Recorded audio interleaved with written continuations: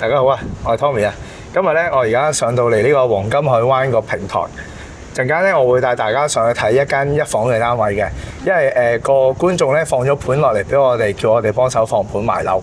咁而家我同緊個業主一齊，佢帶我上去參觀佢間屋。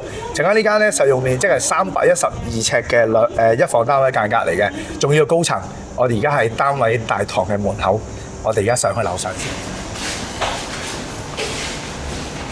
嚟啦，上到嚟單位啦。而家咧，我哋先睇咗個景觀先。我而家個露台。呢間屋咧方向就東南位啦，咁你會望到啲乜嘢呢？如果單位正前方直望咧，會望翻去屋苑嘅2座、3同埋5座。咁呢一個係中月灣啦。呢個單位咧個樓層已經高過中月灣，咁其實景觀咧都非常之開揚啊！嗱，方向東南位嘅話咧，其實你係除咗望到遊艇會之外啦，亦都望到黃金海岸1期啦、商場，跟住咧呢個黃金海岸酒店。隔離咧已經係一片嘅海景啦，會望到少少龍珠島嘅。咁啊，再遠啲嗰個位置咧就係成個東涌啦。咁啊，今日天氣好好，天色好靚。咁其實個景啊非常之開揚。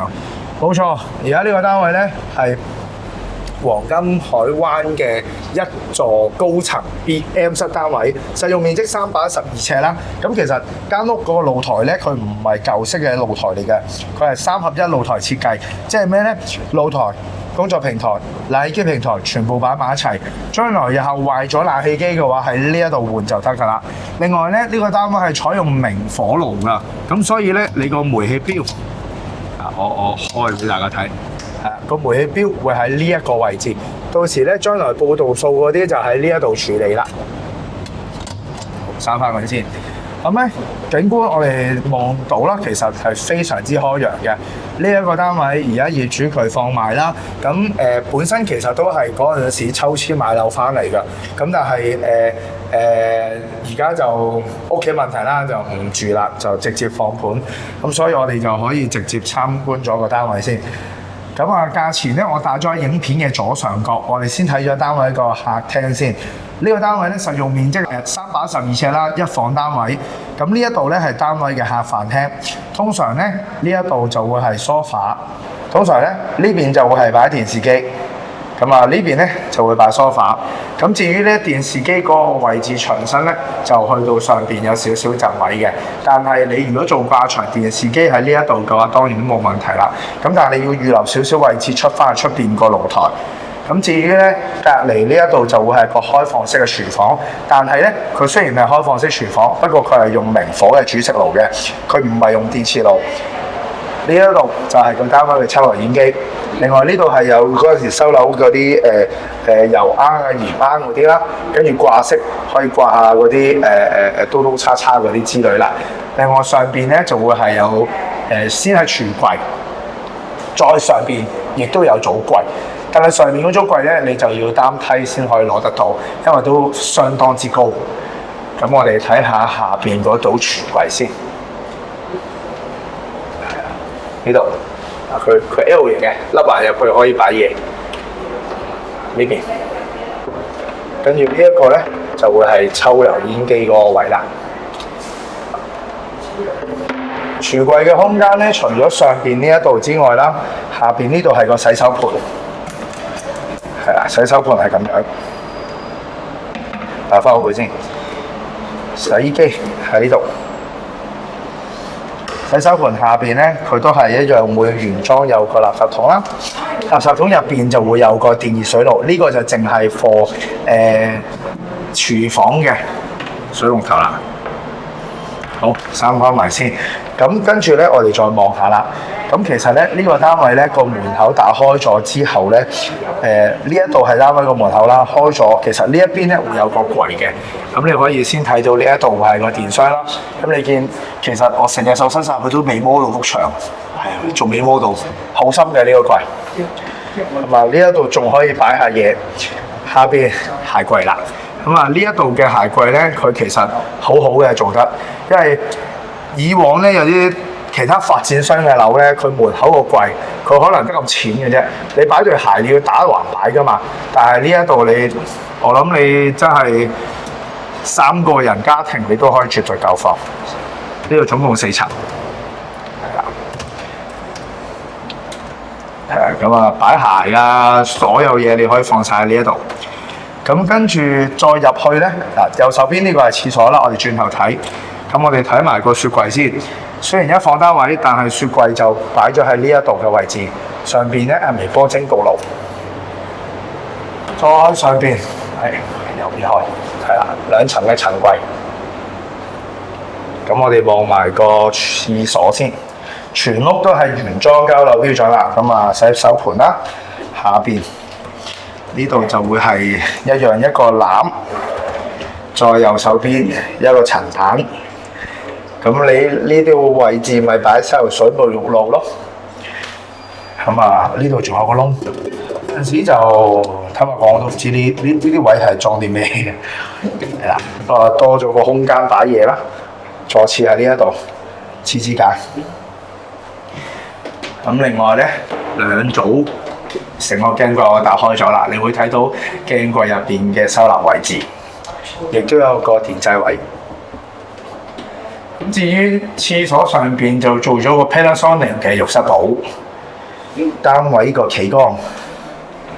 入到嚟呢一度咧，咁啊原裝個花灑頭啦，咁呢一度就會有個架俾你擺嘢。咁啊，後邊冇乜特別啦，牆身呢度仲有個掛鈎。咁啊，廁所我哋睇完，我哋入去單位個主人房先。坦白講，黃金海灣當初由賣樓到而家入埋伙啦，我都成日嚟睇嘅。呢一個屋苑咧，如果佢一房單位，其實你見個面積312尺，聽落好似好細，但係間房咧係絕對係做到好細心嘅。因為坦白講，一房單位我要有埋衣櫃嘅空間係可以做到26寸嘅話咧，近呢幾年做嘅新樓，屯門元朗天水圍都冇，係冇，真係冇。你 Local 嚟會唔會揾到咧？一房單位有個衣櫃位喺個房冇，御半山又冇，愉海灣冇，仲有啲咩有咧？黃金海灣或者380幾尺嘅掃管笏嗰邊嘅海和山咯。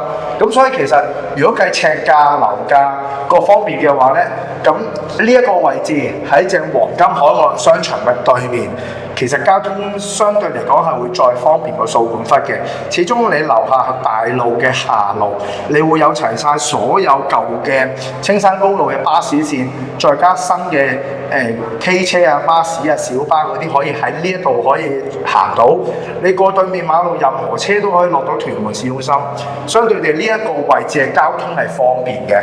咁我哋再睇埋個主人房先，床就通常喺呢邊放啦，呢度係床尾。咁你呢個位咧，你就算擺張5尺床都唔過分，因為呢一度啱啱好5尺，我擺到呢一個位置之後咧，你右手邊仲有好多位嘅。咁呢一度除咗衣櫃位之外啦，你可以望清楚，由底做到頂都係冇問題，因為上面冇浸位嘅。剛才我哋電視機櫃係有浸位，但係你去到主人房咧，衣櫃位係冇嘅。咁即係你由底做到頂，你就算上邊擺埋篋啊，換埋貴嘅衣物放晒上去都得，你唔需要做地台。咁除咗呢樣嘢做完衣櫃之外啦，插蘇呢一度你係可以擺張梳妝台或者擺電腦台嘅。咁你唔需要額外喺廳嗰度再揾個位去擺呢啲咁嘅設備。咁係咪個一房單位其實個設計好好呢？發展商係旭日國際。咁再望多次個景，嗱，剛才我哋一開始我哋就係望晒成個海景㗎嘛。好啦。呢個屋苑咧，其實係雙會所設計啦。1、2座嘅樓下呢度就會係室內外嘅游泳池啦，同埋兒童嘅嬉水池。兒童嘅嬉水池喺呢一度。另外咧，健身室嗰啲設備咧就會去晒3同5座嘅樓下。咁所以其實雙會所嘅設計就1、2座樓下係游泳池，3、5座嘅樓下係成人嗰啲區域健身室啊、健身器材嗰啲各方面。單位景觀東南方向，咁我哋開埋個窗先。好啦，我懟埋支咪出去先。坦白講，我聽到啲咩咧？車聲咧就真係唔好聽到，風聲反而聽到多啲。好啦，閂翻佢啦。咁呢個單位咧，其實而家業主放緊盤。如果你有興趣想揾呢個屋苑，咁啊當然你可以直接揾我啦。但係咧，我覺得呢一個單位，今天而家呢個屋苑要買一房單位，要東南方向，兼且要高層，又真係好少單位放緊。咁所以係咯，真係想揾呢一類嘅啱啱入咗伙嘅新樓，又想係自己買嚟自己住。各樣啦，環境啊，點都好啦。呢個屋苑我覺得係可以諗嘅，因為坦白講，屯門真係除咗 Lofoten、御半山、御海灣，跟住都冇其他啦。成點啊、沿海、柏御、豐年呢啲都係一座樓或者兩座樓嘅屋苑。你要揾大屋苑嘅規模咧，就真係唔多。咁係咯。好啦，如果你有興趣睇呢個單位嘅話咧，記得打俾我。喺個影片下面入資訊欄，你 click 咗入去咧，你會見到我個 WhatsApp 直接連結。咁你就直接同我對話，到時咧我可以帶你去睇呢一個屋苑，甚至乎睇埋呢間都得嘅。好啦，咁啊價錢我打咗影片嘅左上角。咁啊好啦，下一集見啦，多謝各位收睇，拜拜。